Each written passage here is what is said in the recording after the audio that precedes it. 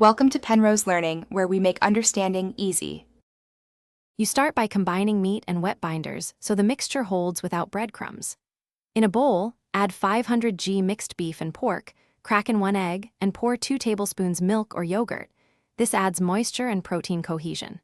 Next, add 1/2 cup almond flour or 3/4 cup quick oats for structure and to absorb juices.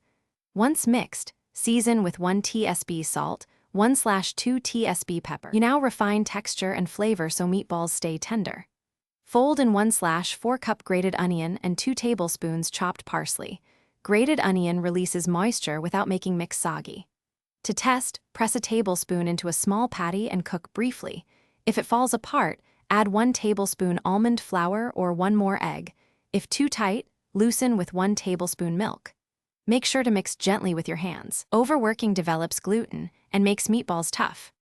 You finish by sealing and cooking for best texture. Heat a skillet, add oil, and brown meatballs 2 to 3 minutes per side to build crust. Once browned, transfer to a 180 degrees oven for 10 to 12 minutes or simmer in sauce for 18 to 20 minutes for extra juiciness.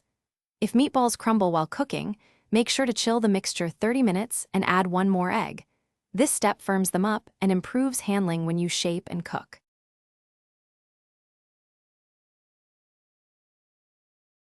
Thanks for watching. If this was helpful, leave a like and consider subscribing. See you next time.